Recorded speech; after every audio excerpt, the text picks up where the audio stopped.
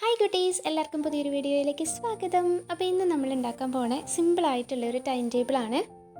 അതിന് വേണ്ടിയിട്ട് ഞാനിവിടെ എടുത്തേക്കുന്നത് നമ്മുടെ സ്മൈലിയൊക്കെ കിട്ടുന്നതിൻ്റെ ആ കവറിൻ്റെ ഉള്ളിലുണ്ടായിരുന്ന ഒരു കാർഡ്ബോർഡ് പീസാണ്. വലിയ കട്ടിയുള്ളതല്ല, എന്നാൽ തീരെ കട്ടി കുറവല്ല, അങ്ങനത്തെ ഒരു പീസാണ്. പിന്നെ നമുക്കിത് ഒരു മാർക്കർ പെൻ എടുക്കാം. ഓറഞ്ച് കളർ മാർക്കർ പെന്നാണ് ഞാൻ എടുക്കണേ. ഇത് വെച്ചിട്ടാണ് നമ്മൾ ടൈം ടേബിൾ നിന്ന് എഴുതി കൊടുക്കാൻ പോകുന്നത്. അപ്പോൾ നമുക്ക് ഇത് വെച്ചിട്ട് ടൈം ടേബിൾ ഒന്നൊന്ന് എഴുതി കൊടുക്കാം. അപ്പോൾ എഴുതുന്ന സമയത്ത് കുറച്ച് ലൈറ്റായിട്ടാണ് തോന്നിയത്, എന്നാലും നമ്മൾ ആ ഒരു പേന വെച്ചിട്ട് ഹൈലൈറ്റ് ചെയ്യുന്ന സമയത്ത് നല്ലതായിട്ട് തെളിഞ്ഞ് കാണാൻ പറ്റും കേട്ടോ. അപ്പോൾ ഇത് ഒരു സിമ്പിളായിട്ടുള്ളൊരു ജെൽ പെന്നാണ്, നോർമൽ ഒരു പേന തന്നെയാണ്. അപ്പോൾ അത് വെച്ചിട്ടാണ് ഞാനിതൊന്ന് ഹൈലൈറ്റ് ചെയ്തെടുക്കുന്നത്. അങ്ങനെ നമുക്ക് ടൈം ടേബിൾ എന്നുള്ള ആ ഒരു വേർഡ് ഒന്ന് ഹൈലൈറ്റ് ചെയ്തെടുക്കുകയാണ് കേട്ടോ ചെയ്യണേ. ഫസ്റ്റ് തന്നെ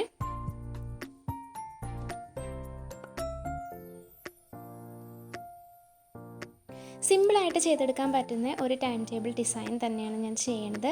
ഒത്തിരി കോംപ്ലിക്കേറ്റഡ് ഒന്നുമല്ല, വളരെ ഈസി ആയിട്ട് ചെയ്തെടുക്കാൻ പറ്റും. ഇനി ഞാൻ എടുത്തേക്കുന്നത് ബ്രഷ് പെന്നാണ്, യെല്ലോ കളർ ബ്രഷ് പെന്നാണ്. അപ്പോൾ ബിയോണുവിൻ്റെ ഫേവറേറ്റ് ആയിട്ടുള്ളത് യെല്ലോ കളർ ആയതുകൊണ്ട് ഞാൻ ഫസ്റ്റ് യെല്ലോ കളറും അതിന് ശേഷം ബ്ലൂ കളറുമാണ് കൊടുക്കുന്നത്.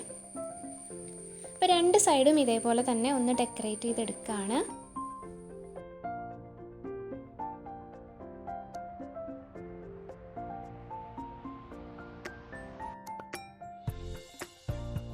ഇനി ഞാൻ അതിൻ്റെ മേളിലായിട്ട് രണ്ട് ക്യൂട്ടായിട്ടുള്ള സ്മൈലീസ് ഒട്ടിച്ചു കൊടുത്തു.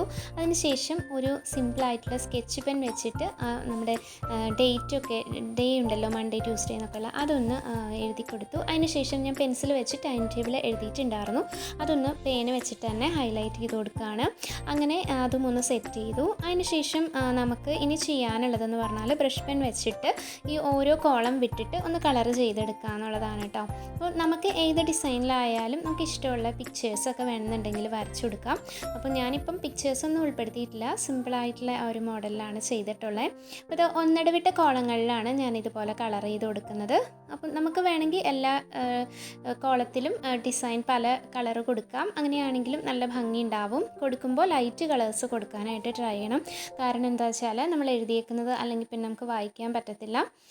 അപ്പോൾ ഇത് ഇതുപോലെയാണ് നമ്മൾ സെറ്റ് ചെയ്തെടുത്തേക്കുന്നത്. ഇനി നമുക്കൊരു ഹോൾ ഇട്ട് കൊടുക്കാം കേട്ടോ. ഇത് നമുക്ക് ഹാങ് ചെയ്തിടണമല്ലോ, അപ്പോൾ അതിന് വേണ്ടിയിട്ട് അപ്പോൾ ഞാനിത് നൂല് വെച്ചിട്ടാണ് ഹാങ് ചെയ്യണേ. അപ്പോൾ ഇത്രയേ ഉള്ളൂ ഇന്നത്തെ വീഡിയോ. വീഡിയോ ഇഷ്ടമായെങ്കിൽ ലൈക്ക് ചെയ്യുക, പിന്നെ അഭിപ്രായങ്ങളൊക്കെ കമൻറ്റ് ചെയ്യുക. ഇനി ഒരു വീഡിയോ ആയിട്ട് കാണാം.